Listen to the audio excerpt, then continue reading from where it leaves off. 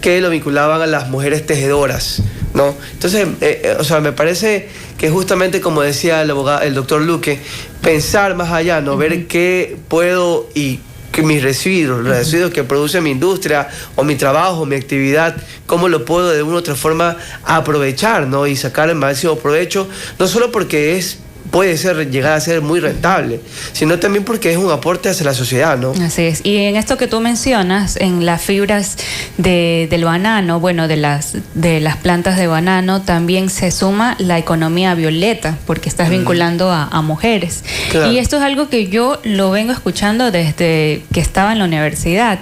Y es justamente lo que le preguntaba también al doctor, porque es algo que ya existe, hay ciertas innovaciones, pero aún hace falta esa apuesta del sector privado. Aunque no pauten aquí, no hay problema, pero yo sí quiero, y eso sí acaba de resaltar, es muy interesante la alianza que hizo la gente de Sudan Coffee, ahí se me perdona, no sé si es con la gente de Pica, me parece. Sí. Que hacen estos envases biodegradables con los residuos del café. O sea, me parece fantástico, porque es un ganar-ganar para ambas empresas. Y aparte que los envases se ven bonitos porque tienen un poquito de unas pintitas negritas que son del café y huelen a café. No sé cómo lo logran, no huele a plástico, pero ahí hay un ejemplo, ¿no? de economía circular. O sea, cuando se quiere hacer, se lo puede. Y mira, que no es necesario que lo haga la empresa sola, quizás para temas de gastos, sino también crear alianzas con otras empresas para poder crear un producto totalmente innovador y sostenible. Sí, bueno, vamos a un breve corte, Diana, y ya está, tenemos el entrevistado conectado. Bueno, tenemos el entrevistado conectado.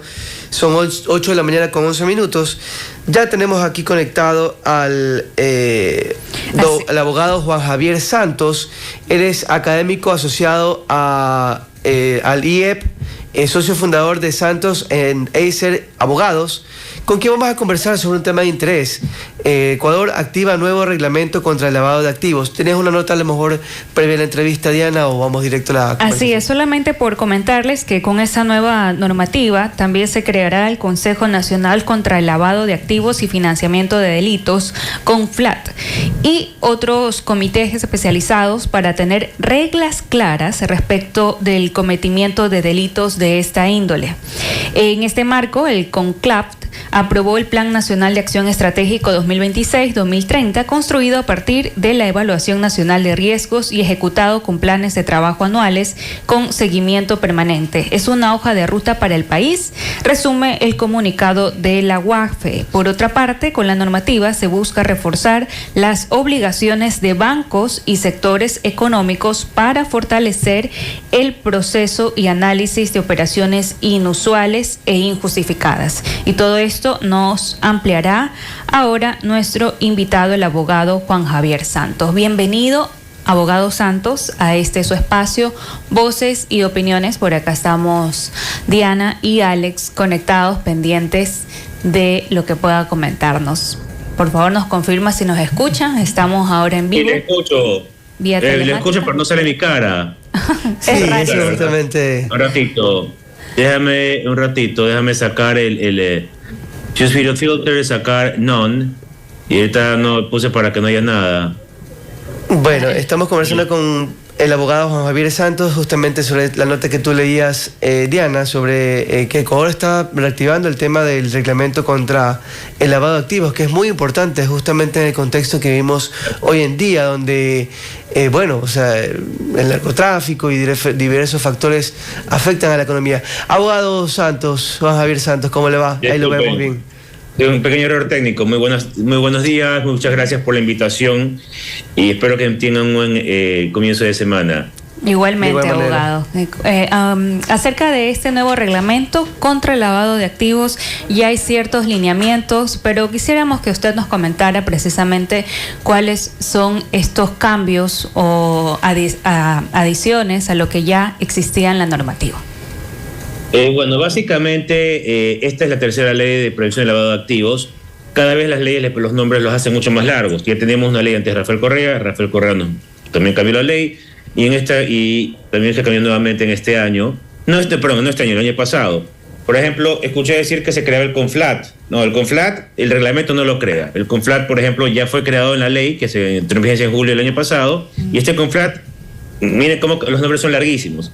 Consejo Nacional de Coordinación contra el Lavado de Activos y sus delitos precedentes, la financiación del terrorismo y de la proliferación de armas de destrucción masiva. Gigante el nombre. Y básicamente es un órgano burocrático que lo que hace es buscar, es cooperación interinstitucional entre las diferentes funciones del Estado, donde básicamente el que tiene el control de esto es el Ejecutivo, porque está obligado este Consejo, por ejemplo, a tener mensualmente reuniones, y son reuniones que son miembros, por ejemplo, los miembros son el director del SRI, quien pone el director del SRI, la función ejecutiva, el director de la aduana, quien preside la aduana, la función ejecutiva. Es decir, básicamente es la función ejecutiva quien pone los miembros, que selecciona los miembros de este organismo. El único que es afuera de esto, o sea que no depende del Ejecutivo, es el fiscal general de la Nación o su delegado. Lo que hace básicamente es buscar, es como eran, ¿se acuerdan los anteriores ministerios, que eran ministerios de coordinación? Estos ministerios que existían en la época de Rafael Correa, que eran de coordinación. Coordinadores. Esto es una coordinación, nada más. Es coordinador. No es nada del otro mundo. Nombre largo para ver que es pura organización burocrática, nada más. Ahora, entiendo que esto también creará un plan, o bueno, estaría en marcha el Plan Nacional de Acción Estratégico 2026-2030. ¿Qué debería o qué tiene que recoger esta hoja de ruta? Bueno, lo que tiene que recoger es básicamente lo que ellos dicen. Tiene que ver cómo se puede prevenir el lavado de activos. Por eso se tiene que reunir el CONFLAT y tiene que contar obviamente con el director técnico de la UAFE. Básicamente para esto, básicamente lo que hace este plan es lo que tienen que hacer los burócratas de un año para justificar su puesto de trabajo, porque recordemos que el UAFE hace poco había 20, 25 funcionarios, no había prácticamente nada. Entonces, por más que tengamos la ley, si no hay los funcionarios, no hay el presupuesto, no hay plata, no se sirve de nada. Entonces, lo que busca hacer este plan es básicamente obligar a los funcionarios, ¿saben qué? Hagan su trabajo. Este es el plan, tienen metas, hagan su trabajo y no se rasquen la barriga. Miren todo el tema de narco. Entonces algo bueno que está en la ley, y lo que hace básicamente el reglamento es desarrollar lo que ya está en la ley para ejecutar lo que está en la ley, nada más, porque es reglamento de aplicación a esta ley.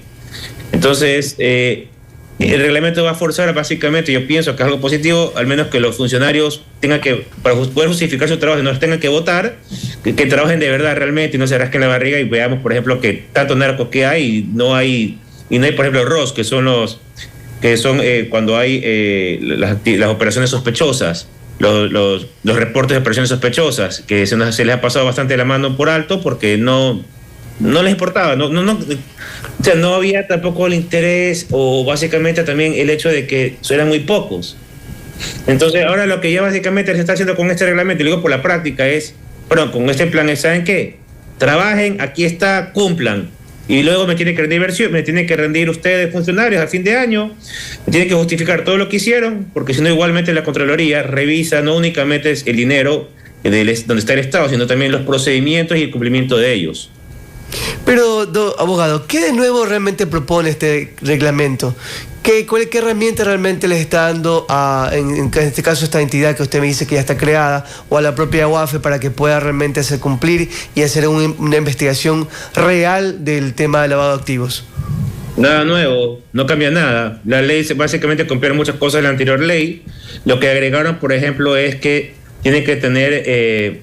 Lo que agregaron, por ejemplo, es que, y esto es muy bueno, que está en la ley, es que los funcionarios, para que no los maten, que lo que hacen los análisis, el analista, e incluso los oficiales de cumplimiento, que tienen que tener los sujetos obligados, es decir, quienes tienen que reportar, como los bancos, las compañías de seguros, las financieras, etcétera, tienen que proteger la identidad, y por nada se tiene que revelar. Incluso dentro del proceso judicial, lo que dice la ley, y que el reglamento lo copia, es básicamente que cuando sean, por ejemplo, las audiencias, tiene que ser con el rostro difuminado, igualmente, y la voz también cambiada, obligatoriamente, como vemos en los documentales donde sale alguien que está revelando algo y le tapan la cara igualito, y la voz totalmente cambiada. Básicamente eso. ¿Y cómo se certifica en proceso judicial? Lo que dice la ley es, bastará la certificación del director del UAFE. Punto. Ellos lo certifican y certifican que sí es la persona que hizo el análisis, la que compareció. Es decir, el juez y el fiscal nunca podrán ver ni siquiera quién es la persona que está detrás de eso, sino depende del Ejecutivo. Entonces, eso es algo nuevo en esta ley y que y es novedoso, y el reglamento no es que es novedoso, solamente lo copia. Esto aplica para los funcionarios de la UAFE y de esta institución que usted... UAFE. UAFE, ellos son los que hacen los reportes de operaciones sospechosas y hacen los análisis. Solamente el UAFE, que es un órgano plenamente técnico. Y en cuanto a los límites del uso de efectivo, ¿qué es lo que dice el nuevo reglamento? No dice nada nuevo realmente. El reglamento se basa, el reglamento lo que hace, es más, si van a ver el reglamento, lo que hace es copiar y pegar muchas cosas de lo que está en la ley. En la ley me dice, por ejemplo, cómo se opera el CONFLAT, y lo que hace el reglamento es copia dos cosas del CONFLAT cuando trata el reglamento, el CONFLAT copia dos cosas y luego dice los demás determinadas en la ley. No dice muchas cosas realmente. El reglamento no es que nos va a decir cómo van a pelear contra el narcotráfico, no dice nada de eso. El reglamento es básicamente lo que nos dice es, por ejemplo, tiene que tener oficial de cumplimiento, que es lo que dice la ley. El reglamento me dice los requisitos que tiene que tener un oficial de cumplimiento y cómo tiene que presentarse ante la autoridad, la tramitología para poder ser calificado como oficial de cumplimiento. Para dar un ejemplo, o para obtener el registro de los sujetos obligados, la documentación que uno tiene que presentar. También nos dice cómo tiene que funcionar el CONFLAT, por ejemplo. No nos dice algo muy importante el reglamento, simplemente es algo que ya tenía que cumplir el presidente en expedirlo para que tenga las directrices de los funcionarios en lo que tienen que hacer, pero no es que nos dice algo muy nuevo realmente. Trata también, por ejemplo, cuáles son las infracciones, que eso sí lo desarrolla el reglamento. Son las infracciones administrativas por incumplimiento tanto de los servidores públicos, los funcionarios y también los sujetos obligados, que es básicamente las multas, por ejemplo, contra los sujetos obligados y obviamente la coactiva. Si uno, por ejemplo, no presenta un registro de operación sospechosa, viene una multa. Entonces, y obviamente aquí desarrolla la parte coactiva. Entonces, no nos dan unas directrices realmente para prevenir el lavado de activos. O sea, básicamente lo único nuevo y novedoso es cómo se protege a los funcionarios y además básicamente eso, cómo se protege a los funcionarios. Eso es lo novedoso, que se lo trató en la ley, se fue aprobado y creo, si mal no recuerdo, hubo una demanda de inconstitucionalidad y eso no fue declarado inconstitucional con respecto a la protección de los funcionarios. Abogado, pero usted nos deja realmente un poco con un desaliento, ¿no? De que realmente no falta mucho por hacer en tema de prevención de lavado de activos. Y en su criterio, ¿qué es lo que falta realmente incluir en este tipo de leyes? ¿Qué herramientas faltan para que haya realmente un control? Y el tema, como usted sabe, que es el principal fuente de financiamiento de estas bandas de narcotráfico, ¿no? Pongamos las manos en el corazón. Hay tantos temas de narcotráfico en nuestro país. Si yo fuera técnico de la UAFE, un analista, y me dice que gano $2,000, $1,800, y me sale un caso donde hay muchos narcotraficantes, ¿ustedes creen que yo voy a arriesgar mi vida por $1,800? No lo voy a hacer. Entonces, lo que dice la ley es que no tiene que revelar mi identidad, pero ¿qué es lo que hace falta? Es limpiar la función ejecutiva de mucha gente que antes trabajaba en el correísmo, hacer una limpieza, como están haciendo ahorita en la Agencia Nacional de Tránsito, que está cerrada por 2 semanas, porque tiene que hacer una limpieza de las bandas que se han tomado a estos organismos que dependen de la función ejecutiva. Hay que hacer una limpieza, hay que hacer trabajo de inteligencia, que esto no depende de la UAFE, depende de organismos de inteligencia que preside el Ejecutivo. Entonces, ya es algo que no tiene nada que ver con lo que está en la ley y el reglamento. Tenemos la ley y el reglamento. Ya lo que protege la ley es, no puedo decir la tu identidad del analista, pero esa identidad la va a tener el organismo del UAFE. Y si se filtra la información, que si yo divulgo información, es obviamente un delito. ¿Okay? Y uno puede divulgar información de quién es el analista porque es información reservada. Y divulgar información reservada es delito. Pero sabemos nosotros cómo son los procesos penales en el Ecuador y que toma muchos años. Entonces, realmente la esperanza que yo veo es que se haya una limpieza total y que la gente quiera confiar en la institución del Estado y que haya gente muy valiente para que quiera ser analista del UAFE y que quiera hacer un análisis sobre una persona que tiene reportes de presiones sospechosas, que resulta ser narco y que no corra peligro con su vida. Bueno, esto es lo que estamos analizando justamente con el abogado Juan Javier Santos respecto al nuevo reglamento para la Ley de Prevención de Lavado de Activos y Financiamiento de Delitos tras la expedición del Decreto Ejecutivo 298. En todo caso, después de este análisis, pues creo que todavía hay mucho por trabajar, por exigir respecto a lo que concierne al lavado de activos. Abogado, queremos agradecerle nuevamente por habernos acompañado en este espacio Voces y Opiniones de la 96.9. No, usted, muchísimas gracias por invitarme. Para mí es un placer dar a conocer estas cosas. Muchas gracias, abogado. 8 horas con 24 minutos, Alex.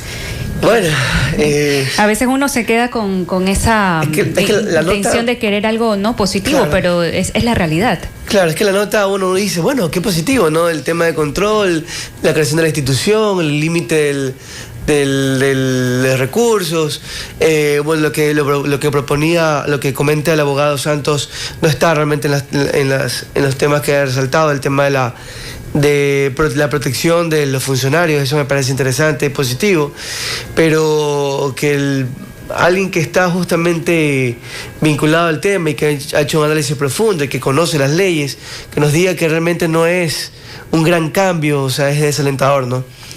Es desalentador, pero bueno, sé que, como tú dices, Diana, seguir justamente desde estos espacios visibilizando